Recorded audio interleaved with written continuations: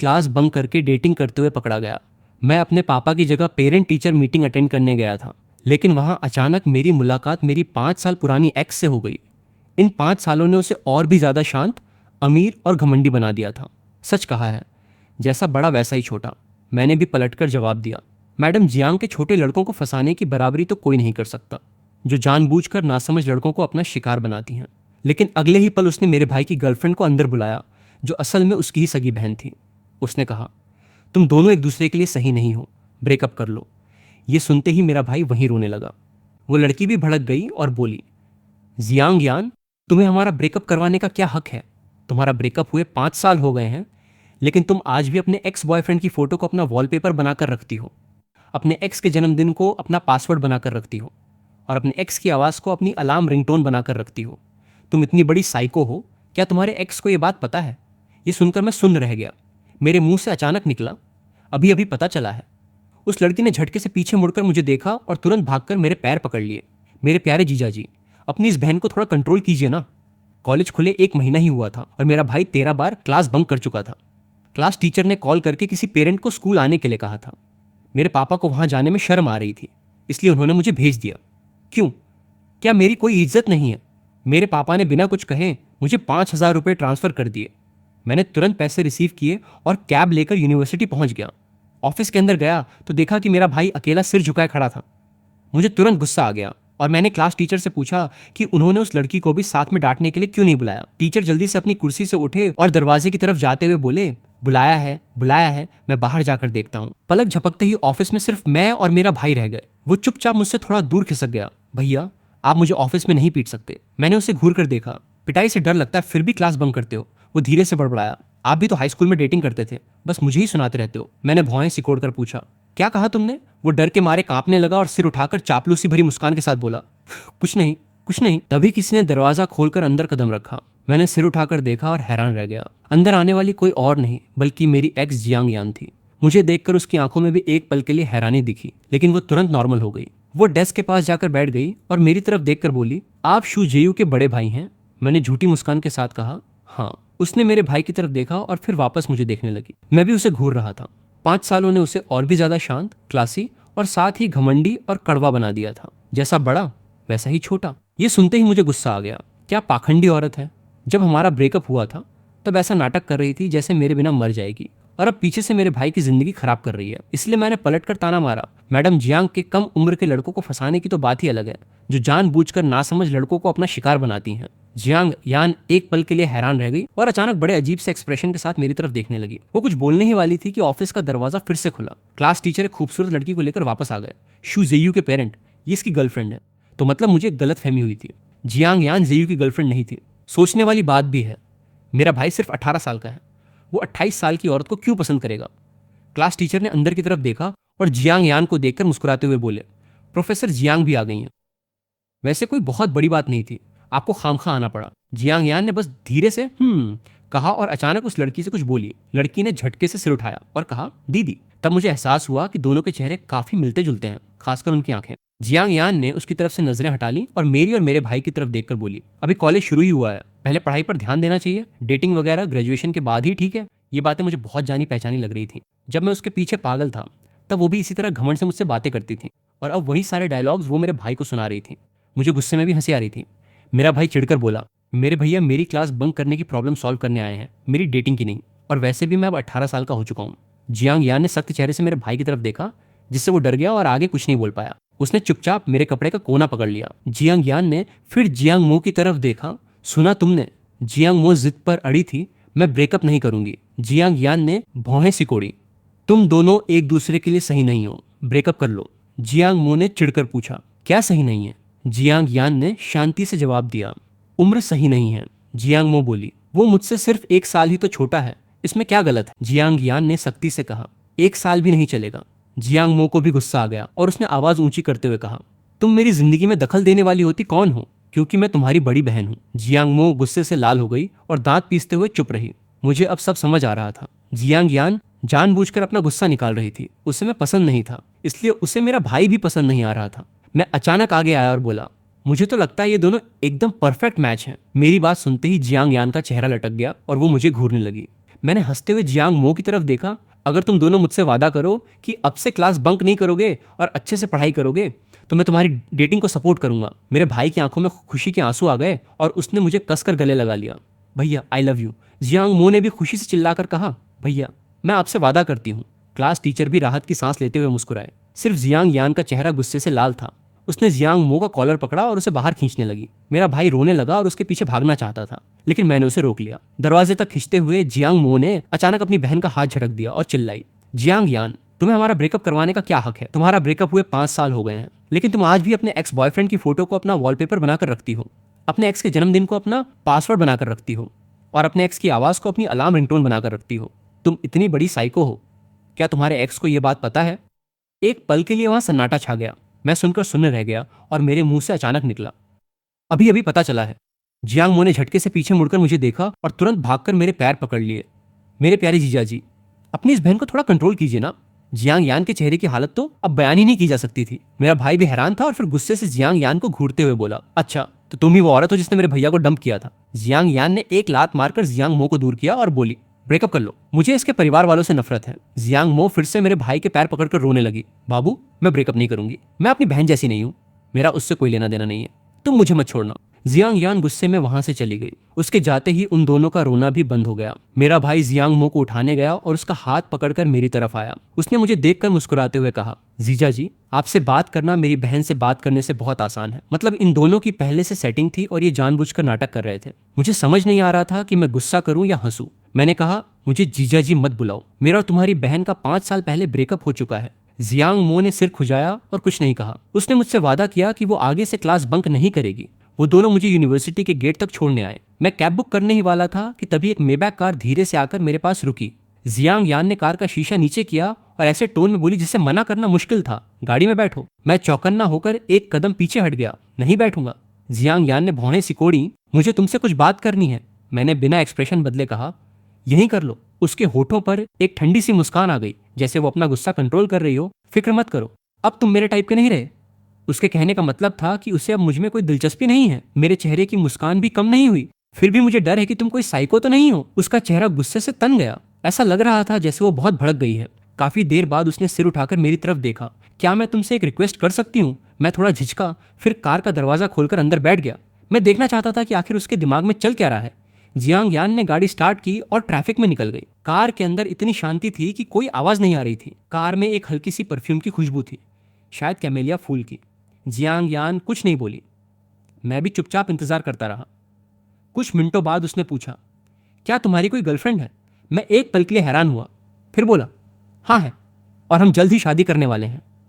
Jiang यान के हाथों ने स्टीयरिंग व्हील को कसकर पकड़ लिया, लेकिन फिर वो ऐसे बोली जैसे उसे कोई फर्क न पड़ा हो।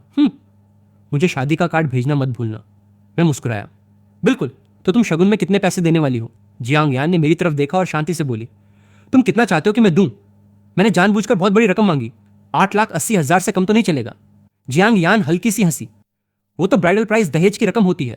मैंने बात टालते हुए कहा, खैर तुम मुझसे क्या बात करना चाहती थी? जियांग यान ने सामने देखते हुए ड्राइव करना जारी रखा और शांत आवाज में बोली, कुछ नहीं, मेरे पास बोलने को कुछ नहीं था।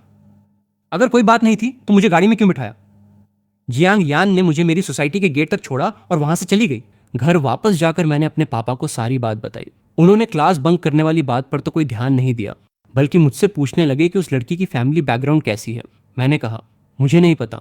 पापा ने फिर पूछा, लड़की का नेचर कैसा है? मैंने फिर कहा, मुझे नहीं पता। पापा ने गुस्से से अपना माथा पीट लिया और आह भरते हुए बोले, तू कैसा बड़ा भाई है जिसे कुछ पता ही नहीं होता। थोड़ा बहुत ताने मारने के बाद उन्होंने अपना निशाना मेरी तरफ मोड़ लिया। तेरे छोटे भाई की भी गर्लफ्रेंड बन गई है, तू कब किसी को घर लेकर आएगा? मैं उनकी बकबक और नहीं सुनना चाहता था। मैं फ्रिज से कुछ खाने को निकालने गया ताकि अपने अपार्टमेंट वापस जा सकूं। पापा ने पीछे से मुझे आवाज लगाई, तेरे मामा ने पड़ोसियों की एक रिश्तेदार के साथ तेरा रिश्ता तय किया है। वो यूनिवर्सिटी में टीचर है, अच्छी नौकरी है और दिखने में भी सुंदर है। मैंने टालने के लिए कहा, मेरे पास कोई नौकरी नहीं है, मैं एक यूनिवर्सिटी टीचर के लायक नहीं हूँ। पापा ने तुरंत मुझे घूर कर देखा, नौकरी नहीं है तो और भी अच्छा है, कल जाकर उस लड़की से मिल। आखिर मैं पापा की जिद के आगे हार गया और अगले दिन डेट पर उस रेस्टोरेंट में पहुंच गया। जैसे ही मैं उस बुक की हुई टेबल के पास पहुंचा, मैंने देखा कि वहां जियांग यान एक फॉर्मल सूट पहने बैठी थी और उसके बगल में फूलों का एक गुलदस्ता रखा था। मैं एक पल के लिए हैरान रह गया और मुड़कर वापस जाने लगा। जियांग यान ने मुझे आवाज लगाई, आ ही गए हो तो क्या हम बात नहीं कर सकते? मैंने एक झूठी और तंज भरी मुस्कान के साथ कहा, मुझे तुमसे कोई बात नहीं करनी है। जियांग यान अपनी जगह से उठी और बहुत ही नॉर्मल टोन में बोली, तो चलो उन 8,80,000 के शगुन के बारे में ही बात कर लेते हैं। उसने मेरी झिझक को भांप लिया और खुद आगे बढ़कर मेरे लिए कुर्सी पीछे खींची। मैंने एक लंबी सांस ली और बैठ गया। जियांग यान ने वेटर को बुलाकर खाना ऑर्डर किया। मैंने अपनी पसंद की 2 डिशेज ऑर्डर की और बस कर दिया। जियांग यान ने अपनी भौहें चढ़ाई। इतनी फॉर्मेलिटी। पहले जब भी मैं उसके साथ खाना खाता था तो मुझे जो भी अच्छा लगता था वो सब मंगा लेता था, और जो कभी नहीं खाया होता था वो भी ऑर्डर कर देता था। आखिर में बहुत सारा खाना बच जाता था और मैं उसे जबरदस्ती ठूस ठूस कर खाने को कहता था। बचा हुआ खाना मैं पैक करवा लेता था, लेकिन घर जाकर भी नहीं खाता था। आज जब मैं उन बातों को याद करता हूँ तो मुझे खुद को ही थप्पड़ मारने का मन करता है। सच कहते हैं, इंसान अपने पुराने रूप से कभी रिलेट नहीं कर पाता। मैंने मुस्कुराते हुए कहा, मैं आजकल डाइटिंग कर रहा हूँ। जियांग यान ने कुछ नहीं कहा और 2 और डिशेज ऐड करके मेन्यू वेटर को दे दिया। जब खाना टेबल पर आया तो मैं हैरान रह गया। स्पाइसी चिकन और लेमन श्रिम्प, क्या ये दोनों मेरी ही फेवरेट डिशेज नहीं थी? मैंने उससे पूछा, तुमने अपनी पसंद का कुछ ऑर्डर क्यों नहीं किया? उसने मेरे लिए गिलास में पानी डाला और एकदम शांत आवाज में बोली, अब यही मेरी भी फेवरेट डिशेज बन गई हैं।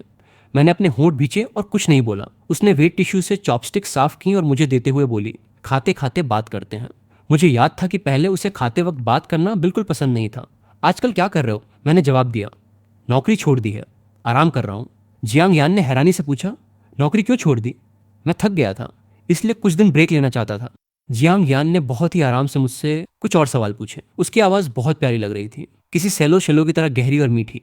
बीच बीच में जब मैं सिर उठाकर उससे आंखें मिलाता तो मुझे ऐसा लगता जैसे मैं वापस अपने हाई स्कूल के 3रे साल में पहुंच गया हूँ। तब मैं उसके सामने बैठा रहता था और वो मुझे मेरे लिए बेस्ट कॉलेज मेजर सब्जेक्ट्स के बारे में बताती थी। वो पेन से बहुत ध्यान से सब कुछ पेपर पर लिख रही थी और मैं बगल में बैठा बिना किसी दिलचस्पी के उसे बस सुन रहा था। जब उसने अकाउंटिंग का नाम लिया तो मैंने तुरंत मना कर दिया, अकाउंटिंग नहीं, मेरी मैथ्स बहुत खराब है। जियांग यान ने कहा, तुम्हारी मैथ्स ठीक है, उतनी बुरी नहीं है। जब उसने देखा कि मुझे वो पसंद नहीं आया तो उसने पूछा, तो फिर टीचिंग कैसा रहेगा? मैंने अपना चेहरा एकदम रोतलू सा बना लिया और बोला, अगर मैं टीचर बन गया तो मेरी पूरी जिंदगी स्कूल में ही कट जाएगी और रोज सुबह जल्दी भी उठना पड़ेगा। मुझे टीचर बिल्कुल नहीं बनना। जियांग यान ने हार मानकर अपना माथा मला और सिर उठाकर मुझसे पूछा, तो तुम क्या करना चाहते हो? मैंने बिना पलक झपकाए उसकी तरफ देखा और कहा, टीचर जहां जाएंगी मैं भी वहीं जाऊंगा। जियांग यान का पेन कागज पर ही रुक गया और स्याही वहां फैलने लगी। उसने मुझे बहुत गहरी नजर से देखा। क्या तुम्हें पता भी है कि तुम क्या बोल रहे हो? मैं थोड़ा आगे की तरफ झुका, अपने दोनों हाथ टेबल पर रखे और उसकी आंखों में आंखें डालकर बोला, जियांग यान, मैं तुम्हें पसंद करता हूँ। वो चुपचाप मुझे देखती रही। उसकी गहरी काली आंखों में हल्की सी घबराहट थी। काफी देर बाद उसने अपनी नजरें हटा ली और बोली, तुम अभी छोटे हो, तुम्हें प्यार व्यार के बारे में कुछ नहीं पता। जब तुम यूनिवर्सिटी जाओगे तो तुम्हें वहाँ बहुत से अच्छे लोग मिलेंगे, तब तुम मुझे पसंद नहीं करोगे। मैंने अपनी भौहें सिकोड़ी और पूरे यकीन के साथ कहा, चाहे कितना भी टाइम बीत जाए मैं हमेशा तुम्हें ही पसंद करूंगा। जियांग यान ने फिर कुछ नहीं कहा। उसने वो कागज फाड़ा जिस पर उसने सारे सब्जेक्ट्स लिखे थे और मेरे हाथ में थमाते हुए बोली, इनमें से कोई मेजर देख लो, शायद तुम्हें पसंद आ जाए। मैंने वो कागज लापरवाही से अपनी जेब में डाल लिया और उससे पूछा, टीचर आपका मेजर क्या है? जियांग यान ने कहा, अप्लाइड मैथमेटिक्स। मैंने हम किया और अचानक मुस्कुराते हुए बोला, ठीक है, फिर मैं भी यही पढ़ूंगा। जियांग यान ने सख्ती से कहा, बकवास मत करो। आखिरकार मैंने कोई बकवास नहीं की और अपना सबसे फेवरेट सब्जेक्ट इंग्लिश मेजर ही चुना।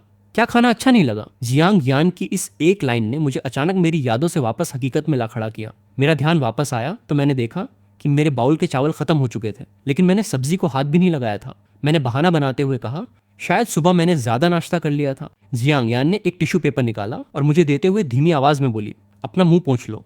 मैं थोड़ा झिझका लेकिन टिश्यू ले लिया। Thank you. जियांग यान कुछ नहीं बोली। उसकी गहरी और डार्क आंखें बस मुझे देख रही थी। तुम बहुत बदल गए हो, पहले से मैच्योर हो गए हो, क्या ये अच्छी बात नहीं है? जियांग यान ने हल्की सी हंसी दी। उसकी आंखों में एक अजीब सी नरमी थी। इसमें कुछ बुरा नहीं है। मैं फिर से सुन रह गया। जब हम डेट कर रहे थे तो मैं अक्सर इनसिक्योर फील करता था। मुझे हमेशा उसे खोने का डर रहता था। मैं उससे बार बार पूछता रहता था, अगर मैं हमेशा ऐसा ही बचकाना रहा तो क्या होगा?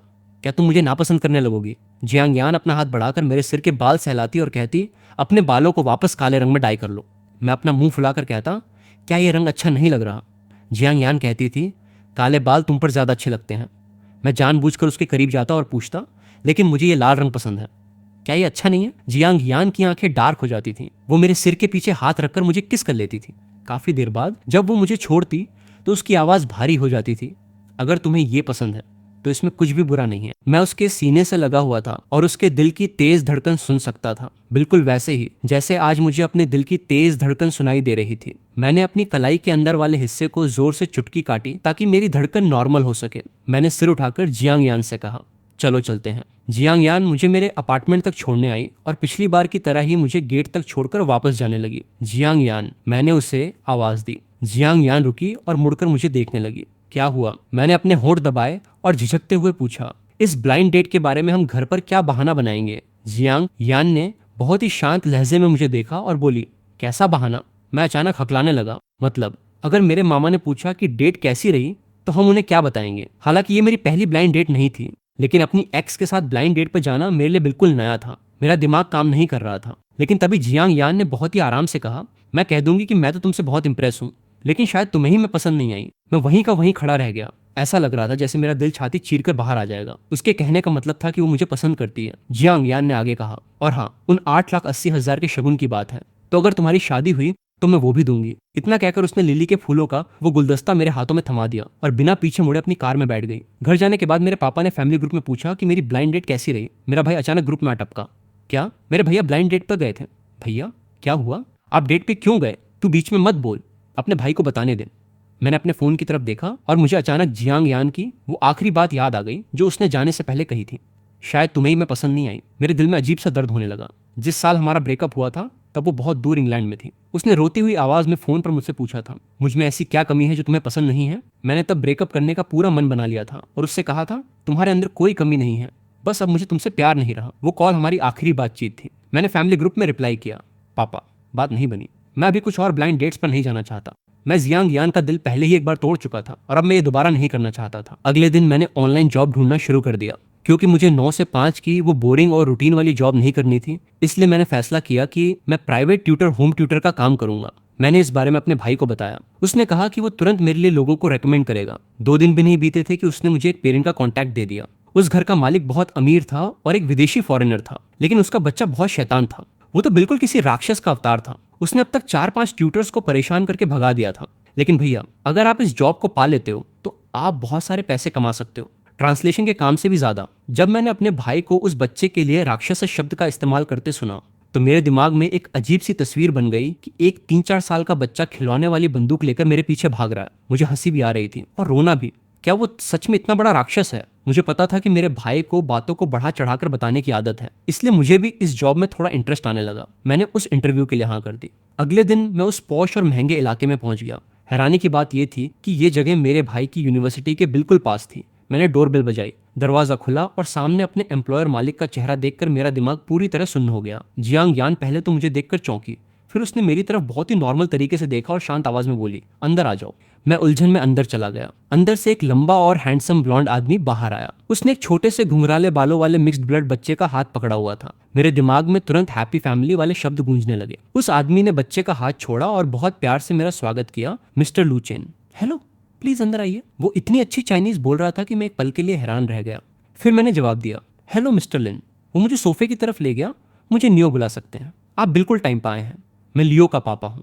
लियो, यहाँ आकर टीचर को हेलो बोलो। उसने मुड़कर अपने बेटे को आवाज दी, लेकिन वो बच्चा कमरे में छुप गया और बाहर नहीं आ रहा था। नियो ने मदद मांगने वाली नजरों से जियांग यान की तरफ देखा। तुम्हें ही कुछ करना पड़ेगा। मैं एक सेकंड के लिए चौंका और फिर मुझे समझ आया कि वो जियांग यान को बुला रहा था। सिर्फ एक शब्द का नाम कितना करीब लग रहा था। मेरे दिल में कहीं एक अजीब सी चुभन हुई। जियांग यान लियो के पास गई और घुटनों के बल बैठ गई। पता नहीं उसने बच्चे से क्या कहा, लेकिन लियो चुपचाप बाहर आ गया और बोला, अंकल। हेलो, मैंने मुस्कुराकर जवाब दिया। फिर नियो ने मुझसे इंग्लिश में थोड़ी बातचीत की। बात खत्म होने के बाद उसने डिसाइड कर लिया कि मैं उसके बेटे का इंग्लिश ट्यूटर बनूंगा। मुझे सच में समझ नहीं आ रहा था। आप उसे खुद क्यों नहीं पढ़ाते? नियो ने हल्की सी फीकी मुस्कान के साथ कहा, क्योंकि उसके लिए मैं सिर्फ एक पापा हूँ, कोई टीचर नहीं। मुझे तुरंत बात समझ आ गई। नियो को अचानक कुछ याद आया और उसने मेरी पहचान जियांग यान से करवाई। हाँ सच, ये मेरी दोस्त जियांग यान है और ये लियो की गॉडमदर भी है। मेरे दिमाग में इंफॉर्मेशन ओवरलोड हो गया और मेरे मुंह से अचानक निकल गया, और इसकी सगी माँ। नियो हैरान रह गया। मुझे एहसास हुआ कि मैंने कुछ गलत बोल दिया है, इसलिए मैंने तुरंत माफी मांगी। सॉरी, मुझे आपकी पर्सनल लाइफ के बारे में नहीं पूछना चाहिए था। I am sorry. नियो मुस्कुराया, कोई बात नहीं, मेरा और लियो की माँ का तलाक हो चुका है। वो चाइनीज थी। मैंने हैरानी से नियो को देखा। मुझे यकीन नहीं हो रहा था कि इतना जवान दिखने वाला आदमी एक सिंगल फादर है। नियो ने बताया, मैं और मेरी एक्स वाइफ एक कॉलेज पार्टी में मिले थे। वो दोनों दोस्त थे। तो ये बात थी, तभी तो ये लोग इतने क्लोज थे। मुझे लगा था कि इंटरव्यू खत्म होने के बाद मैं बस अपनी ऑफिशियल क्लासेस का इंतजार करूंगा, लेकिन नियो ने बहुत प्यार से जिद की कि मैं खाना खाकर ही जाऊं। मुझे मना करने में शर्म आ रही थी, इसलिए मैं मान गया। नियो खाना बनाने लगा और जियांग यान लियो के साथ खेलने लगी। मैं लिविंग रूम में थोड़ा अजीब सा महसूस कर रहा था। इस ऑकवर्डनेस को कम करने के लिए मैंने अपना फोन निकाला और गेम खेलने लगा। तभी लियो अपनी टॉय कार लेकर मेरे पास आया। टीचर, क्या आप इसे चलाना जानते हैं? मैंने फोन नीचे रखा और टॉय कार ले ली। टीचर थोड़ा बुद्धू है, लेकिन लियो बहुत होशियार है। क्या तुम मुझे सिखा सकते हो? मेरी तारीफ सुनते ही लियो खुशी से फूल गया और किसी बड़े आदमी की तरह मुझे सिखाने लगा कि इसे कैसे खेलते हैं। उसकी आवाज बहुत प्यारी और बचकानी थी, लेकिन वो जो भी कह रहा था वो एकदम लॉजिकल था। शुरू में मैंने उससे इंग्लिश में सवाल पूछे तो उसने मुझे चाइनीज में जवाब दिया। बाद में शायद उसे लगा कि मुझे समझने में दिक्कत हो रही है, तो वो भी इंग्लिश में बात करने लगा। बहुत जल्द मैं और लियो अच्छे दोस्त बन गए। अचानक मेरे कान के पास एक आवाज आई, तुम्हें बच्चे बहुत पसंद है। मैं चौंक गया और बिना सोचे जवाब दिया, मुझे दूसरों के बच्चे पसंद हैं। जियांग यान ने ठंडी आवाज में पूछा, अपने खुद के बच्चे पसंद नहीं है? ये सुनकर मैंने अपनी भौहें सिकोड़ी और सिर उठाकर उसे घूरा। तुम्हारा क्या मतलब है? जियांग यान मुझे घूर रही थी। उसके होठों पर एक अजीब सी मुस्कान आ गई। कुछ नहीं, लेकिन मुझे फिर भी थोड़ा गुस्सा आ ही गया। इसलिए मैंने ताना मारते हुए कहा, लगता है तुम्हें बच्चे बहुत पसंद हैं, इतने पसंद कि दूसरों के बच्चों की गौडमदर बन बैठी हो। जियांग यान ने कुछ नहीं कहा और मुड़कर किचन में चली गई। थोड़ी देर बाद नियो ने हमें आवाज लगाई, खाना तैयार है। मैं लियो को लेकर डाइनिंग रूम की तरफ गया और नियो के सामने वाली कुर्सी खींचकर बैठ गया। जियांग यान ने प्लेट्स लगाई और वो भी बैठ गई, ठीक मेरे बगल वाली कुर्सी पर। मैंने अनजाने में ही अपनी कुर्सी को कसकर पकड़ लिया और उससे थोड़ी दूरी बना ली। नियो ने टिपिकल व्हाइट पीपल फूड बनाया था। वो बुरा नहीं था, लेकिन बहुत टेस्टी भी नहीं था, खासकर वो स्टेक जो सिर्फ मीडियम रेयर पका था और उसमें से अभी भी लाल रंग का मीट दिख रहा था। मैं थोड़ी मुश्किल से स्टेक काट रहा था, जिसे देखकर लियो अचानक हंस पड़ा। टीचर, आप स्टेक को कितना गंदा काट रहे हो। नियो ने तुरंत लियो की तरफ देखा और सख्ती से कहा, लियो ऐसे बदतमीजी से बात नहीं करते, जल्दी से टीचर लू से माफी मांगो। लियो डर गया और मुझसे माफी मांगकर चुपचाप अपना खाना खाने लगा। मुझे भी थोड़ी शर्मिंदगी महसूस हुई। मैं उस गंदे तरीके से कटे हुए स्टेक को खाने ही वाला था कि तभी जियांग यान ने अपना हाथ बढ़ाया, मेरी प्लेट उठाई और अपनी वो प्लेट मुझे दे दी जिसमें स्टेक बहुत अच्छे और एक जैसे टुकड़ों में कटा हुआ था। खा लो, जियांग यान ने एकदम शांत आवाज में कहा और अपना सिर नीचे करके वापस खाने लगी। अगले ही पल मैंने देखा कि नियो मुझे घूर रहा था। उसका चेहरा जो पहले उलझन में था वो अचानक हैरानी और एक्साइटमेंट में बदल गया। तो तुम दोनों एक दूसरे को जानते हो? मैं ऑकवर्ड हो गया और एक स्माइल के साथ बात को टालने की कोशिश की, लेकिन नियो अचानक चिल्ला उठा, तुम लिटिल लिली हो, तुम यान के बॉयफ्रेंड हो, है ना? मेरा चेहरा शर्म से लाल हो गया और मैंने जल्दी से सफाई दी, एक्स बॉयफ्रेंड। ये कहने के बाद मैं खुद को जियांग यान की तरफ देखने से रोक नहीं पाया। उसने बहुत धीरे से कहा, नियो खाना खाओ। लेकिन नियो रुकने वाला नहीं था। उसकी नजरें हम दोनों के बीच दौड़ रही थीं। तभी मैं सोचूं कि तुम अभी तक सिंगल क्यों हो, तो ये सब लिटिल लिली के लिए था। लिटिल लिली, तुम दोनों का ब्रेकअप क्यों हुआ था? नियो मुझे बार बार लिटिल लिली बुला रहा था, जिसे सुनकर मेरे दिल में एक अजीब सी कपकपी हो रही थी। बात उन दिनों की है जब मैं और जियांग यान एक गेम खेल रहे थे जिसमें हम एक दूसरे को अलग अलग चीजों के नाम से बुला रहे थे। जब फूलों की बात आई तो उसने कहा था कि मैं एक लिली के फूल की तरह हूँ जो बहुत खुशबूदार होता है लेकिन जहरीला होता है। उसके बाद से वो जब भी मुझे कोई मैसेज छोड़ती तो मेरे नाम के आगे लिटिल लिली का निकनेम लगा देती। ये सिर्फ हम दोनों के बीच का सीक्रेट और रोमांस था। मुझे नहीं पता था कि एक विदेशी आदमी के अंदर इतनी क्यूरियोसिटी हो सकती है और वो इतने डायरेक्ट सवाल पूछ सकता है। इससे पहले कि नियो कुछ और बोलता, जियांग यान ने अचानक कहा, नियो प्लीज उसे परेशान मत करो। नियो ने तुरंत मुझसे माफी मांगी, सॉरी, मुझे कुछ ज्यादा ही जानने की इच्छा हो रही थी। मैंने ऑकवर्ड तरीके से मुस्कुराते हुए कहा, कोई बात नहीं, वैसे भी हमारे ब्रेकअप में कोई बहुत बड़ा ड्रामा नहीं था। जब मैं कॉलेज के सेकंड ईयर में था तो मेरे पापा को जुआ खेलने के जुर्म में पकड़ लिया गया था। मेरी माँ ये सुनकर इतनी सदमे में आ गई कि उन्हें अस्पताल में भर्ती कराना पड़ा। मेरा भाई उस वक्त सिर्फ जूनियर हाई स्कूल के पहले साल में था। अचानक से घर की सारी जिम्मेदारियों का बोझ मेरे कंधों पर आ गया। मैं रोज अपनी क्लासेस के बाद पार्ट टाइम जॉब्स करने जाता था। मेरे पास उसके साथ रोमांस करने या बात करने का बिल्कुल भी टाइम नहीं था। उसी पल मुझे एहसास हुआ कि हम दोनों के बीच दूरियां बहुत बढ़ गई हैं। कुछ लोगों को पता चल गया था कि हमारे बीच ब्रेकअप जैसी बातें चल रही हैं और वो लोग हमारे बीच और आग लगाने लगे। मुझे डर लगने लगा। मुझे डर था कि हम दोनों लॉन्ग डिस्टेंस रिलेशनशिप सर्वाइव नहीं कर पाएंगे। मुझे ये भी डर था कि कहीं वो हार न मान ले और किसी और लड़के को अपनी जिंदगी में ना आने दे। सबसे ज्यादा मुझे इस बात का डर था कि मेरी वजह से उसकी जिंदगी बर्बाद हो रही है और आखिर में हम दोनों ही एक दूसरे को चोट पहुंचाएंगे। इसलिए मैंने ही ब्रेकअप करने का फैसला लिया। कितना बुरा हुआ। मेरी बात सुनकर नियो ने एक लंबी सांस छोड़ी और अफसोस जताया, लेकिन मैं एकदम शांत था क्योंकि आखिरकार ये मेरा ही फैसला था। नियो ने लिविंग रूम की तरफ देखा जहां जियांग यान लियो के साथ गेम खेल रही थी और अपनी बात जारी रखी। जब यान पहली बार इंग्लैंड आई थी तो वो बहुत पॉपुलर थी। बहुत सारे फॉरेन लड़के उसके पीछे पागल थे, लेकिन उसने कभी किसी को भाव नहीं दिया। सब उसका मजाक उड़ाते थे कि उसे लड़कों में कोई इंटरेस्ट नहीं है। मैं थोड़ा हैरान हुआ कि उसने विदेश में किसी को डेट नहीं किया। नियो शायद मेरे दिमाग की बात समझ गया था। उसने कहा था कि उसे सिर्फ चाइनीज लड़के पसंद हैं और वो भी सिर्फ वो लड़का जिसका नाम लिटिल लिली है। हमने उससे पूछा कि ये लिटिल लिली कौन है तो उसने कहा कि वो उसका बॉयफ्रेंड है और वो उसी से शादी करेगी। वो हर महीने लिटिल लिली से मिलने के लिए चाइना जाती थी, लेकिन हमेशा अकेली वापस आती थी। हम उसका मजाक उड़ाते थे कि वो अपने बॉयफ्रेंड को सबसे छुपा कर रखती है। उसके बर्थडे वाले दिन उसने कहा कि वो एयरपोर्ट पर किसी का इंतजार करने जा रही है।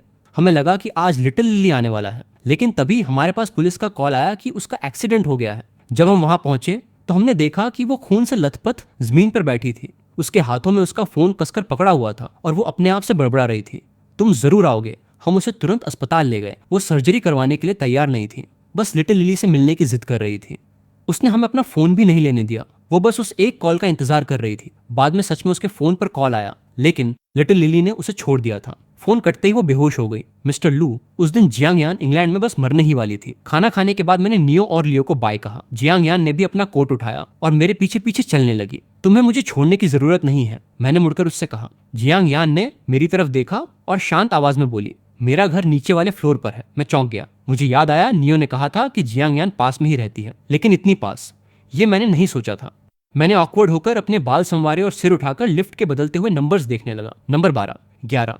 मैंने नोटिस किया कि उसने लिफ्ट का बटन, जैसे ही मैं लिफ्ट से बाहर निकला उसने अचानक मेरा हाथ पकड़ लिया। मैं तुम्हें छोड़ देती हूँ। और फिर बिना मेरे जवाब का इंतजार किए उसने बेसमेंट का बटन दबा दिया और दरवाजा बंद कर दिया। मैंने मना नहीं किया और चुपचाप उसके पीछे गैराज तक चला गया। कार में बैठने के बाद जियांग यान ने एसी ऑन किया। अगर थक गए हो तो थोड़ी देर आंखें बंद कर लो, उसकी आवाज भारी थी। मैंने अपने होंठ भींचे। मैं कैसे आंखें बंद कर सकता था? मेरे मन में बहुत सारे सवाल घूम रहे थे, जैसे उस दिन वो एयरपोर्ट क्यों गई थी, एक्सीडेंट कैसे हुआ था, वो मरने से कैसे बची। लेकिन ये सारे सवाल मेरे गले में ही अटक गए। मैं एक भी शब्द नहीं बोल पाया। कार के अंदर एकदम सन्नाटा था। मैं अपने अंदर ही अंदर संघर्ष कर रहा था। तभी जियांग यान ने अचानक बोलना शुरू किया। नियो ने जो भी कहा उस पर ज्यादा ध्यान मत देना, वो सब पुरानी बातें हैं। उसके इतने हल्के और कैजुअल टोन ने मुझे रुलाने जैसा कर दिया। मेरी आंखों में आंसू आने लगे थे। मैंने तुरंत अपना चेहरा घुमाया और खिड़की के बाहर देखने लगा। जियांग यान अचानक हंसी। क्यों? तब तो इतनी बेरहमी से मुझे छोड़ दिया था और अब पछता रहे हो? क्या वापस मेरे साथ रिश्ते में आना चाहते हो? मैंने अपने होंठ सिकोड़े और नखरे दिखाते हुए कहा। बिल्कुल नहीं। जियांग यान एक बार फिर हंसी, लेकिन कुछ नहीं बोली। थोड़ी देर की शांति के बाद मुझसे रहा नहीं गया और मैंने पूछ ही लिया, तुम्हें ऐसा क्यों लगा था कि मैं तुमसे मिलने इंग्लैंड आऊंगा? क्योंकि मुझे लगा था कि तुम मेरे बिना नहीं रह पाओगे, वो खुद पर हंसते हुए बोली। लेकिन असलियत में मुझे गलतफहमी हुई थी। मैं भी हंसा, लेकिन मेरी हंसी में सिर्फ दर्द था। बाद में हम दोनों ने बहुत समझदारी से टॉपिक बदल दिया और लियो के बारे में बात करने लगे। मैंने उसे बताया कि मेरे भाई ने मुझे पहले ही इस बच्चे के लिए वार्निंग दे दी थी। जियांग यान भी अपनी हंसी नहीं रोक पाई। उसका नेचर काफी हद तक उसकी माँ पर गया है। मैंने कहा, लेकिन शक्ल तो बिल्कुल पापा जैसी है। बहुत ही क्यूट मिक्स्ड ब्लड बच्चा है। शायद मेरी आवाज से पता चल रहा था कि मैं कितना खुश हूँ। जियांग यान ने अचानक मुड़कर मुझे देखा। क्या तुम्हारे खुद के बच्चे भी इतने ही क्यूट होंगे? मैं भौहें सिकोड़कर उसकी तरफ देखने लगा। मुझे बिल्कुल समझ नहीं आ रहा था। तुम मेरे बच्चों के पीछे क्यों पड़ी हो? जियांग यान कुछ सेकंड तक चुप रही, फिर बोली, क्योंकि मैंने इमेजिन किया था कि हमारी शादी के बाद हमारी जिंदगी कैसी होगी। हम 2 बिल्लियां और एक कुत्ता पालेंगे और हमारा एक बहुत ही प्यारा सा बच्चा होगा जो बिल्कुल तुम्हारी तरह दिखेगा और प्यार से बड़ा होगा। उस दिन मैं कार से ऐसे उतरा जैसे मैं वहां से भाग रहा था।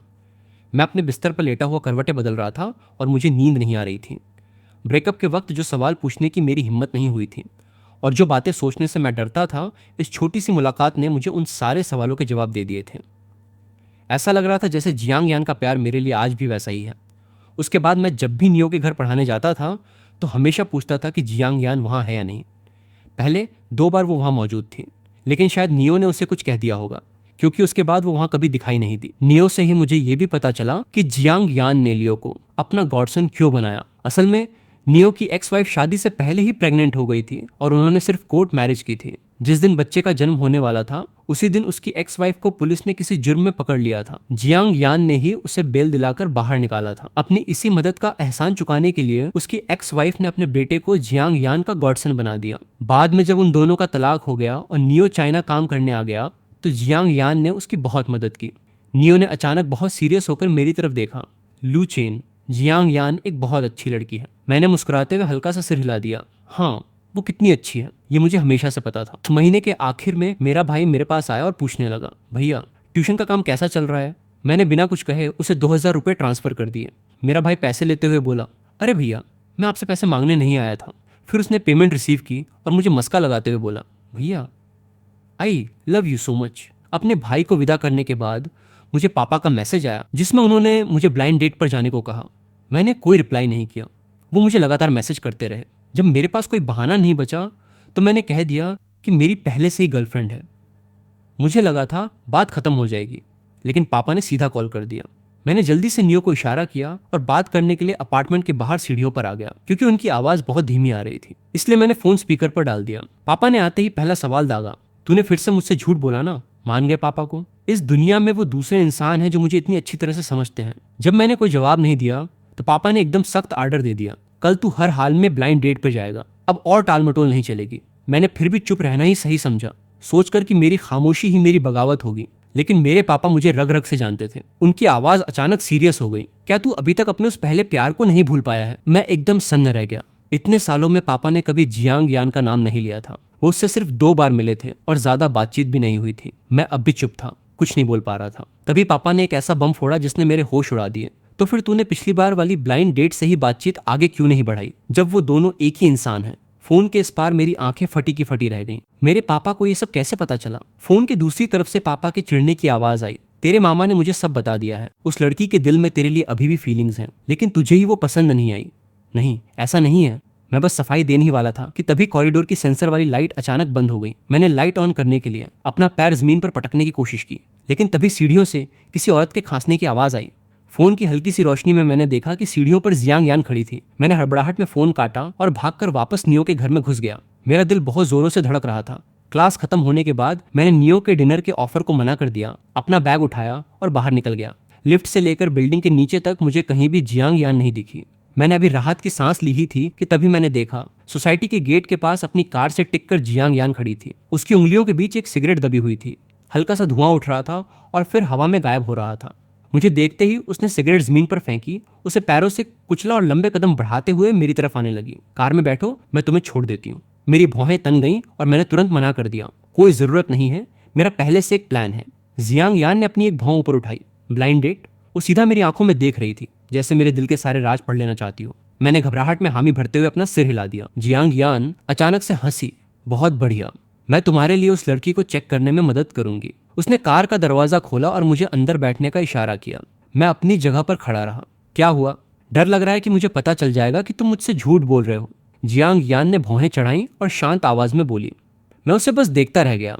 जियांग यान के चेहरे की मुस्कान गायब हो गई। उसने मुझे कार के सामने ब्लॉक कर दिया और उसकी आंखों में एक अजीब सी ठंडक थी। लू चेन, क्या तुम अभी भी मुझसे झूठ बोलना चाहते हो? उसकी आधी दुखी और आधी धमकी भरी नजरों के सामने मुझे हार माननी पड़ी। मैं कार में बैठ गया और उससे पूछा, तुमने मेरे मामा से ऐसा क्यों कहा कि मैं तुम्हें पसंद नहीं करता? जियांग यान ने जवाब देने के बजाय उल्टा सवाल पूछा, तो क्या तुम मुझे पसंद करते हो? मैं चिढ़कर दूसरी तरफ मुड़ गया। वो एकदम चुप हो गई। मैंने भी हार नहीं मानी और एक और सवाल पूछ लिया, क्या तुम अभी भी ब्लाइंड डेट्स पर जाओगी? जियांग यान ने मजाक उड़ाते हुए कहा, तुम्हें लगता है मैं इतनी फ्री हूं? मैंने अपने होंठ काटे। तो क्या तुम उस ब्लाइंड डेट पर सिर्फ मेरी वजह से आई थी? ये बोलते ही मुझे पछतावा होने लगा। जियांग यान जैसी लड़की के पीछे तो लड़कों की लाइन लगी होगी। क्या मैं खुद ही अपनी बेइज्जती नहीं करवा रहा था? और वही हुआ। उसने कुछ नहीं कहा। कुछ मिनटों के सन्नाटे के बाद उसने अचानक कार रोकी और मुझे बहुत गहरी नजरों से देखने लगी। लू चेन, तुम आखिर सुनना क्या चाहते हो? मैंने अपने होंठ भींचे। मैं उसकी आंखों में छिपा हुआ दुख और दर्द साफ देख सकता था। अचानक मुझे आगे सुनने में डर लगने लगा। मैं मुड़ा और वहां से भाग जाना चाहता था, लेकिन उसने मुझे पकड़ लिया और भारी आवाज में बोली, यही सुनना चाहते हो ना कि ब्रेकअप के 5 साल बाद भी मैं तुम्हें भूल नहीं पाई हूँ, कि मैं आज भी तुम्हारी फोटो को अपना वॉलपेपर बनाकर रखती हूँ, तुम्हारे बर्थडे को अपना पासवर्ड और तुम्हारी आवाज को अपना अलार्म बनाकर रखती हूँ, कि तुम्हारी इस्तेमाल की हुई चीजों को मैं कितनी भी बार डस्टबिन में फेंकने जाऊं, लेकिन मैं उन्हें फेंक नहीं पाती। और यही सुनना चाहते हो ना कि जब मुझे पता चला कि मेरी ब्लाइंड डेट तुम्हारे साथ है, तो मैं बिना कुछ सोचे तुमसे मिलने आ गई, कि ये देखकर कि तुम फिर से मुझसे दूर भागना चाहते हो। मुझे गुस्सा तो बहुत आया, लेकिन फिर भी मैं तुमसे मिलना चाहती थी। कि जब मुझे पता चला कि तुम ट्यूशन पढ़ाने का काम ढूंढ रहे हो, तो मैंने ही जियांग मो से कहकर तुम्हें रिकमेंड करवाया और फिर नियो के घर तुम्हारा इंतजार करने लगी, ताकि मैं तुम्हारे बगल में बैठ सकूं, तुम्हारा स्टेक काटने में तुम्हारी मदद कर सकूं। इतने सालों में ऐसा कोई पल नहीं था जब मैंने तुमसे दोबारा मिलने का इंतजार न किया हो, और ऐसा कोई पल नहीं था जब मैं तुमसे ये ना पूछना चाहती हूँ कि क्या तुम सच में इतने बेरहम हो। उसकी ये सारी बातें और शिकायतें सुनकर मेरे दिल में बहुत जोर का दर्द उठा। मेरी आंखों से अपने आप आंसू बहने लगे। जियांग यान को उम्मीद नहीं थी कि मैं रोने लगूंगा। वो एकदम सन्न रह गई। उसकी आवाज़ अचानक बहुत नरम हो गई। तुम्हारे दिल में आज भी मेरे लिए फीलिंग्स हैं, फिर तुम मुझे बार बार दूर क्यों धकेल रहे हो? मैंने अपने होठों को कसकर दांतों तले दबा लिया, अपना सिर नीचे झुका लिया और कुछ नहीं बोला। क्या तुम्हें डर है कि हमारा फिर से ब्रेकअप हो जाएगा? जियांग यान ने पूछा। मुझे समझ नहीं आ रहा था कि मैं क्या जवाब दूं। मेरी आंखों से मोटे मोटे आंसू गिरते जा रहे थे। उसने अचानक एक हल्की सी आह भरी। उसने अपना हाथ उठाया और बहुत प्यार से मेरे चेहरे से आंसू पोंछने लगी। लू चेन, हर इंसान का चीजों को परखने का अपना एक स्टैंडर्ड होता है। मेरे लिए तुम सबसे बेस्ट हो। इस एक लाइन ने मेरे पहले से ही टूटे हुए दिल को पूरी तरह से चकनाचूर कर दिया। मैं टूटकर उसके गले लग गया और फूट फूट कर रोने लगा। जो हाथ मुझे गले लगा रहे थे वो हल्के हल्के कांप रहे थे। उसने मुझे बहुत कसकर पकड़ लिया था। पता नहीं कितना टाइम बीत गया। आखिरकार मेरा रोना धीरे धीरे कम हुआ। मेरे सिर के ऊपर से उसकी भारी और रोती हुई सी आवाज आई, और तुम, क्या इन 5 सालों में तुमने कभी मुझे याद किया? मैंने एक बार नहीं, बार बार जवाब दिया, हाँ किया है। उस दिन के बाद मैंने और जियांग यान ने एक दूसरे को फिर से वीचैट पर ऐड कर लिया, क्योंकि अभी भी सब कुछ थोड़ा ऑकवर्ड था, इसलिए हमारी बात बहुत कम होती थी। मेरे भाई ने मुझे बताया कि वो आजकल बहुत बिजी है। मैंने कैलेंडर देखा तो पता चला कि ये यूनिवर्सिटी के फाइनल एग्जाम्स का हफ्ता था। वो एक प्रोफेसर है तो जाहिर सी बात है वो बिजी ही होगी। तभी अगले ही सेकंड मेरे फोन पर उसका मैसेज आया, क्या कर रहे हो? मेरे चेहरे पर अपने आप एक बड़ी सी स्माइल आ गई। मैंने रिप्लाई किया, अभी अभी स्टूडेंट की ट्यूशन क्लास खत्म की है, घर जाने की तैयारी कर रहा हूँ। मैंने जैसे ही सेंड का बटन दबाया, मेरे भाई का मैसेज आ गया। उसने मुझे और जियांगमो को मिलाकर एक 3 लोगों का ग्रुप बना लिया था। मेरे प्यारे भैया, मेरी कुत्ते जैसी जिंदगी को बचा लो। मैं और जियांगमो इंग्लिश में फेल होने वाले हैं, प्लीज हमें ट्यूशन पढ़ा दो। जियांगमो ने भी ग्रुप में मैसेज किया, मेरे प्यारे जीजा जी, मेरी कुत्ते जैसी जिंदगी को बचा लो, मैं आपको ट्यूशन की तिगुनी फीस दूंगी। इन दोनों की नौटंकी देखकर मुझे हंसी आ गई और मैं मान गया। जियांगमो ने तुरंत ट्यूशन पढ़ाने की जगह भी फिक्स कर दी। भैया, हम यहाँ आपका इंतजार कर रहे हैं। जब मैं वहां पहुंचा तो मैंने देखा कि ये वही जगह थी जहां पहले मैं और जियांग यान एक साथ बैठकर पढ़ा करते थे। उस जाने पहचाने कमरे को देखकर मुझे थोड़ी भावुकता और पुरानी यादों का एहसास हुआ। इससे पहले कि मैं उन्हें पढ़ाना शुरू करता, मेरे भाई ने अचानक पूछा, भैया क्या आप आजकल अभी भी ब्लाइंड डेट्स पर जा रहे हो? मैंने थोड़ा सोचा। मैं और जियांग यान अभी पूरी तरह से पैचअप नहीं हुए थे, इसलिए मैंने कोई पक्का जवाब नहीं दिया। आजकल तो नहीं। क्यों? मेरा भाई कुछ नहीं बोला, बस मुड़कर जियांग मो को घूरने लगा। उसका इशारा समझते ही जियांग मो अचानक गुस्सा होने का नाटक करने लगी। मेरी बहन कर क्या रही है? वो आपको इतना पसंद करती है, फिर भी उसने अभी तक आपको वापस क्यों नहीं पटाया? कितनी स्लो है, मुझे तो उसके लिए टेंशन हो रही है। मेरा चेहरा शर्म से लाल हो गया। जियांग मो, मेरा और तुम्हारी बहन का रिश्ता वैसा नहीं है जैसा तुम लोग सोच रहे हो। मेरी बात पूरी भी नहीं हुई थी। उन दोनों के चेहरों पर मजे लेने वाला एक्सप्रेशन देखकर मुझे गुस्सा भी आ रहा था और हंसी भी। बच्चों को बड़ों के मामलों में दखल नहीं देना चाहिए, मैंने सख्त चेहरा बनाकर कहा। दोनों ने एक साथ चिढ़ते हुए आवाज निकाली और चुपचाप मेरी क्लास सुनने लगे। एक पूरा टेस्ट पेपर सॉल्व करवाने के बाद मेरा गला थोड़ा सूखने लगा और मैंने 2 बार खांसी की। जियांगमो तुरंत अपनी जगह से उठी। भैया, मैं आपके लिए पानी लेकर आती हूँ। ठंडा पानी लाऊं?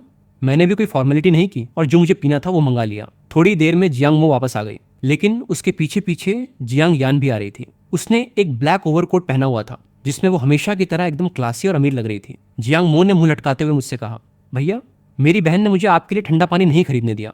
क्यों? जियांग यान ने मेरे बगल वाली कुर्सी खींची और बहुत ही नॉर्मल तरीके से बोली। अपने हाथों में उस गर्म ड्रिंक को पकड़कर मेरा चेहरा धीरे धीरे लाल होने लगा। जियांग यान ने वो टेस्ट पेपर अपने हाथ में लिया और उन्हें सवाल समझाना शुरू कर दिया। ये देखकर जियांगमो चिढ़ गई, और तुम्हें पढ़ाने के लिए किसने कहा? मैं तो लूचेन भैया से पढ़ूंगी। जियांग यान ने उसे बस एक बार तिरछी नजर से घूरा और जियांगमो की तुरंत सिट्टी पिट्टी गुम हो गई। वो चुपचाप बैठ गई। मैंने जियांग यान से धीरे से कहा, लाओ मैं पढ़ा देता हूँ। उसने मेरी तरफ देखा और बहुत ही प्यार से बोली, तुम थोड़ा आराम करो, और फिर वो उन्हें पढ़ाने लगी। मैं भी बगल में बैठकर बहुत ध्यान से सुन रहा था। उसकी आवाज में एक अलग ही जादू था। मैं पूरी तरह से उसमें खो गया था। मैं इतना खो गया था कि मुझे पता ही नहीं चला कि जियांग यान अचानक मेरी तरफ देखने लगी थी। समझ आया? उसने पूछा। मैंने भी किसी आज्ञाकारी स्टूडेंट की तरह तुरंत सिर हिला दिया। समझ आ गया। तभी सामने बैठे उन दोनों नमूनों ने अपना सिर एक साथ जोड़ा और हंसने लगे। भैया, आप तो खुद को ही स्टूडेंट समझने लगे। मेरी बहन ने तो सच में भैया को पढ़ाया है। मेरे भाई ने अपनी आंखें फाड़कर मुझे देखा। भैया, आपने तो मुझे पहले ऐसा कुछ नहीं बताया था। मैं घबराहट के मारे तुरंत अपनी कुर्सी से उठा और वॉशरूम जाने का बहाना बनाकर वहां से खिसक लिया। मैं काफी देर तक वॉशरूम में ही छुपा रहा, उसके बाद ही बाहर निकला। कमरे के दरवाजे तक पहुंचते ही मैंने सुना कि जियांग यान उन दोनों को हमारे पुराने दिनों की बातें बता रही थी। उस वक्त मैंने कॉलेज के नेटवर्क पर पार्ट टाइम ट्यूशन पढ़ाने का एक ऐड डाला था और वहीं मेरी तुम्हारे भैया से पहचान हुई थी। जब तुम्हारे भैया को पता चला कि मैं उसकी सीनियर हूँ तो उसने मुझसे मोल भाव करना शुरू कर दिया। 100 रुपए प्रति घंटे की फीस को कम करवाकर 20 रुपए प्रति घंटे पर ले आया था, और आखिर में होता यह था कि मैं उसे पढ़ाती भी थी और उल्टे अपनी जेब से पैसे खर्च करके उसे खाना भी खिलाती थी। ये सुनते ही मैं गोली की रफ्तार से अंदर भागा और जियांग यान के मुंह पे कसकर अपना हाथ रख दिया। बस करो और मत बोलो। अपने ही छोटे भाई के सामने अपनी ऐसी पुरानी बेइज्जती सुनना बहुत ही शर्मनाक था। जियांग यान ने मुड़कर मुझे देखा। उसकी आंखों में बहुत सारी शरारत और हंसी थी। मैंने उसे घूरा। उसने मेरे हाथ को पकड़ा और बहुत प्यार से अपने मुंह से नीचे कर दिया। ठीक है, वो मुस्कुराते हुए बोली, चलो अब खाना खाने चलते हैं। लेकिन जैसे ही हम दरवाजे से बाहर निकले मैंने देखा कि मेरा भाई और जियांगमो वहां से गायब थे। मैंने पूछा, जेयू और जियांगमो कहाँ गए? जियांग यान ने बहुत ही नॉर्मल तरीके से कहा, वो चले गए। मैं हैरान रह गया, क्या वो हमारे साथ खाना नहीं खाएंगे? जियांग यान ने सिर हिलाया। मैंने ही उन्हें जाने के लिए कह दिया था। मुझे तुरंत समझ आ गया कि क्या चल रहा है। मेरे गाल शर्म से लाल होने लगे। तो अब हमारा क्या? जियांग यान ने मेरे हाथ से मेरा बैग लिया और शांत आवाज में बोली, हम भी चलेंगे। रास्ते में जाते हुए हमारा हाई स्कूल पड़ा तो मैंने जियांग यान से कार रोकने को कहा। मैं अंदर जाकर स्कूल देखना चाहता था, लेकिन सिक्योरिटी गार्ड ने हमें रोक दिया और अंदर नहीं जाने दिया। मजबूरन हमें स्कूल के बाहर वाली सड़क पर ही टहलना पड़ा। जब मैं हाई स्कूल के पहले साल में था, जियांग यान अपने आखिरी साल में थी। हालांकि हम एक दूसरे को नहीं जानते थे, लेकिन वो पूरे स्कूल में बहुत फेमस थी। बहुत सारे लड़के उसके पीछे पागल थे। मैंने सुना था कि वो बहुत घमंडी है और कभी लड़कों से ज्यादा बात नहीं करती। उस वक्त जियांग यान के बारे में मेरी जानकारी बस स्कूल के नोटिस बोर्ड पर लगी उसकी फोटो तक ही सीमित थी। बाद में जब मैं अपने आखिरी साल में आया तो मैंने ऑनलाइन एक ट्यूटर ढूंढना शुरू किया और अनजाने में ही मेरी उससे बातचीत शुरू हो गई। मेरे दिल में प्यार नाम का वो बीज तभी से चुपचाप अंकुरित होना शुरू हो गया था। अक्टूबर के महीने में ठंड बढ़ रही थी और हवा भी काफी ठंडी थी। पेड़ों से सूखे पत्ते उड़कर सीधे मेरे सिर पर आ गिरे। मैं अपनी जगह पर खड़ा रहा और जियांग यान मेरे सिर से वो पत्ते हटाने लगी। उसके वही पुराने और जाने पहचाने एक्शंस देखकर मुझे ऐसा लगा जैसे कुछ भी नहीं बदला है। मैंने बहुत प्यार से कहा, जियांग यान, मैं आज भी तुमसे बहुत प्यार करता हूँ। मेरी बात सुनकर जियांग यान वहीं की वहीं सुन्न हो गई। उसने धीरे से अपना सिर नीचे किया और मेरी आंखों में देखने लगी। काफी देर बाद बहुत ही भारी और रुंधी हुई आवाज में वो बोली, क्या तुम सच कह रहे हो? कहीं तुम मुझ पर तरस खाकर तो ऐसा नहीं बोल रहे? मैंने उसका हाथ पकड़ा और उसकी आंखों में देखते हुए कहा, जियांग यान, पहले हम दोनों ही बहुत छोटे थे, अपने अपने ईगो में फंसे थे और सच का सामना करने से डरते थे। मुझे नहीं पता था कि तुमसे प्यार कैसे करना है और हमारे रिश्ते को कैसे संभालना है, लेकिन अब मैं समझ गया हूँ। दूसरों से प्यार करने के लिए पहले खुद से प्यार करना जरूरी है। क्या तुम मुझे एक और मौका दे सकती हो? अपनी बात खत्म करते करते मेरा गला रुंध गया। अब मैं और भागना नहीं चाहता। चलो शादी कर लेते हैं। वापस पैचअप होने के बाद जियांग यान बिल्कुल ही बदल गई थी। पहले वो कितनी शांत और घमंडी रहती थी, लेकिन अब वो हमेशा मुझसे चिपकी रहती थी और बहुत नखरे दिखाती थी। जब भी उसकी क्लास नहीं होती थी वो मेरे पास आ जाती और हम साथ में खाना खाते या शॉपिंग करने जाते। चाहे हम कितने भी बोर क्यों ना हो रहे हों, वो बस मेरे साथ रहना चाहती थी। और हाँ, कभी कभी वो मौका देखकर रात को वहीं रुकने का बहाना भी ढूंढ लेती थी। मैं उसकी सारी बातें मान लेता था क्योंकि मैं भी उसे बहुत मिस करता था और उसके उस प्यार भरे गले लगने को भी। 5 साल बाद एक दूसरे को छूने से हमारे शरीर में जो आग लगी थी वो अब बुझने का नाम ही नहीं ले रही थी। जब मैं और जियांग यान अपने प्यार में पूरी तरह डूबे हुए थे, एक दिन आधी रात को मेरे भाई का मैसेज आया, जीजा जी प्लीज अपनी इस बहन को कंट्रोल कीजिए। सब कहते हैं ना कि प्यार में पड़ने के बाद इंसान का दिल नरम हो जाता है, लेकिन ये तो मुझे फाइनल एग्जाम में पास ही नहीं होने दे रही। मैं उसे सांत्वना देने ही वाला था, लेकिन तभी जियांग यान ने मेरे हाथ से फोन छीन लिया। उसने जियांग मो को एक वॉइस नोट भेजा, जियांग मो, अगर तुमने ऐसे ही फालतू का नाटक किया ना तो मैं तुम्हारे फेल होने की बात मम्मी पापा को बता दूंगी। ये वॉइस नोट सेंड होते ही जियांग मो ने रोने और चीखने वाले 10 स्टिकर्स भेज दिए और उसके बाद उसने हमें कभी डिस्टर्ब नहीं किया। जियांग यान ने फोन को टेबल पर रखा, मुझे गले लगाया और वापस सोने लगी। नाइट लैंप की उस हल्की और गर्म रोशनी में मैं चुपचाप उसके खूबसूरत और परफेक्ट चेहरे को देख रहा था। मुझे यकीन नहीं हो रहा था कि इतने सालों तक उसे देखने के बाद भी आज भी उसे देखकर मेरे गाल लाल हो जाते हैं और दिल जोर से धड़कने लगता है। जियांग यान ने अचानक अपनी आंखें खोली और मेरी नाक पर किस करते हुए पूछा, क्या हुआ? मैं उसके सीने में छुप गया। नींद नहीं आ रही? उसने भारी आवाज में पूछा। मैंने ना में सिर हिलाया लेकिन कुछ नहीं बोला। जियांग यान हल्की सी हंसी। उसकी गर्म सांसें मेरी गर्दन पर महसूस हो रही थी। अगर नींद नहीं आ रही है तो चलो हम कुछ नींद लाने वाली एक्सरसाइज करते हैं। मैंने हड़बड़ाहट में तुरंत उसके मुंह पर हाथ रख दिया। तुम अब और कुछ मत बोलो। मैं शर्म से लाल होकर दूसरी तरफ पलटने की कोशिश कर रहा था, लेकिन उसने अपने मजबूत हाथों से मुझे पकड़ लिया। उसने मेरी हथेली पर किस किया। क्या तुम नहीं चाहते? नहीं। जियांग यान ने एक हल्की और गहरी हंसी दी। उसकी तपती हुई सांसें मेरी गर्दन को छू रही थीं। लेकिन मैं चाहती हूँ। बेबी, तुमने अभी तक मेरी भूख नहीं मिटाई है। इसके बाद उसने मुझे कुछ भी बोलने का मौका नहीं दिया और मेरे ऊपर आ गई। वो रात सच में बहुत लंबी थी। 6 महीने बाद मैं जियांग यान को अपने पापा और भाई से मिलवाने ले गया। शुरू में उन दोनों को डर था कि कहीं मेरे साथ फिर से वही सब ना हो जाए, इसलिए उन्होंने जियांग यान का टेस्ट लेने का फैसला किया। लेकिन मुझे उम्मीद नहीं थी कि सिर्फ 3 मुलाकातों में ही वो दोनों पूरी तरह से जियांग यान के फैन बन जाएंगे। मेरे पापा मुझे शादी करने के लिए ताने मारने लगे। ऐसी अच्छी लड़कियां बहुत कम मिलती हैं। तूने उसे एक बार खो दिया था, अब दोबारा मत खो देना। मेरा भाई भी मजे लेते हुए बोला, भैया अब तो हम भी जियांग फैमिली के जीजाजी बन जाएंगे। कुछ दिन बाद जियांग यान मुझे अपने मम्मी पापा से मिलवाने ले गई। तब जाकर मुझे पता चला कि उसकी फैमिली को मेरे बारे में हमेशा से सब कुछ पता था, बस उन्हें ये नहीं पता था कि हमारा ब्रेकअप क्यों हुआ था। जियांग यान की मम्मी ने रोते हुए मेरा हाथ पकड़ा और बस एक ही बात बार बार दोहरा रही थी, अब से तुम दोनों हमेशा खुश रहना। उनके घर से बाहर निकलते ही जियांग यान मुझे सीधा मैरिज रजिस्टर ऑफिस ले गई। मैंने भी एकदम शून्य दिमाग के साथ कोर्ट मैरिज के कागजात पर साइन कर दिए और हम घर वापस आ गए। मेरे दिमाग में बस यही चल रहा था कि क्या हमने शादी के सारे स्टेप्स उल्टे नहीं कर दिए। लेकिन जैसे ही मैंने घर का दरवाजा खोला, मुझे समझ आ गया कि उसने ये सब पहले से प्लान किया हुआ था। पूरे फर्श पर गुलाब की पंखुड़ियां और रंग बिरंगे गुब्बारे बिखरे हुए थे, और लिविंग रूम में हमारे सारे दोस्त और रिश्तेदार हमारा इंतजार कर रहे थे। जियांग यान ने मुझे प्रपोज किया। लू चेन, क्या तुम मुझे अपनी पत्नी के रूप में स्वीकार करोगे? इससे पहले कि वो अपनी बात पूरी करती, मैं इतना इमोशनल हो गया कि मैंने उसे कसकर गले लगा लिया और जोर से चिल्लाया, हाँ मुझे मंजूर है। एक तरफ फोन से वीडियो रिकॉर्ड कर रही जियांग मो से रहा नहीं गया और वो ताना मारते हुए बोली, अरे शादी का सर्टिफिकेट लेने के बाद कौन प्रपोज करता है? जीजा जी, आपको बेवकूफ बनाना तो बहुत ही आसान है। मेरा भाई, जो हम दोनों को देखकर खुशी से रो रहा था, उसने पीछे मुड़कर अपनी गर्लफ्रेंड को हल्का सा मुक्का मारा। मेरे भैया खुश है ना? बस तुम अपना मुंह बंद रखो। जियांग मो ने दर्द का नाटक करते हुए अपना हाथ सहलाया, एक चमचे की तरह मेरे भाई के गले लग गई और कैमरे का लेंस हमारी तरफ घुमाया। जीजा जी, दीदी, मेरी तरफ देखिए। हम सब ने एक साथ कैमरे की तरफ देखा और क्लिक की आवाज के साथ हमारी खुशियों का वो पल हमेशा के लिए उस फोटो में कैद हो गया। शादी वाले दिन जियांग यान अपना सूटकेस खींचते हुए अचानक शगुन वाले डेस्क पर गई और उसने वहां 8,80,000 का शगुन लिखवा दिया। वहां खड़े सारे लोग हक्के बक्के रह गए और कमरे में अपनी एंट्री का इंतजार कर रहा मैं भी सुन रह गया। जब वो वापस आई तो मुझसे रहा नहीं गया और मैंने पूछ ही लिया, तुम अपनी ही शादी में शगुन का पैसा क्यों दे रही हो? वो हंसी। उसने थोड़ा आगे झुककर मुझे गले लगाया और किस किया, क्योंकि मैंने तुमसे वादा किया था। बहुत समय बाद एक दिन जब जियांग यान मेरे फोन से फ्लाइट की टिकट बुक कर रही थी, तो उसे अचानक पता चला कि कई सालों पहले मैंने भी यूके की एक फ्लाइट टिकट बुक की थी। वो वहीं की वहीं सुनने रह गई। वो भागती हुई सीधा वॉशरूम में आई और पूछा, तुम उस साल मुझसे मिलने आए थे? मैंने अपना चेहरा धोना बंद किया, एक पल के लिए रुका और फिर सिर हिला दिया। हाँ, जियांग यान मुझे देख रही थी, उसकी आंखें लाल हो रही थीं। उसने मुझे बहुत कसकर गले लगा लिया और कांपती हुई आवाज में बोली, तो मतलब मेरा एहसास गलत नहीं था? तुम सच में मेरे बिना नहीं रह पाए थे? हाँ, मैं सच में उसके बिना नहीं रह पाया था। लेकिन जैसे ही मैंने लंदन में लैंड किया, मुझे मेरे भाई के टीचर का कॉल आ गया कि मेरा भाई स्कूल में अचानक बेहोश हो गया था और उसे इमरजेंसी में अस्पताल ले जाया गया है। इसलिए मुझे बिना रुके वापस चाइना भागना पड़ा था। और उसी दिन जियांग यान भी एक्सीडेंट के बाद आईसीयू से बाहर आई थी और पूरे 2 हफ्तों तक अस्पताल में रहने के बाद उसे छुट्टी मिली थी। उस दिन से लेकर अपने ग्रेजुएशन तक वो वहीं रही और आखिरकार चाइना वापस आकर उसने प्रोफेसर की जॉब ले ली। मुझे लगा था कि मैं अब उसे कभी नहीं देख पाऊंगा। मैंने कभी सपने में भी नहीं सोचा था कि किसी दिन हमारी फिर से ऐसे मुलाकात होगी।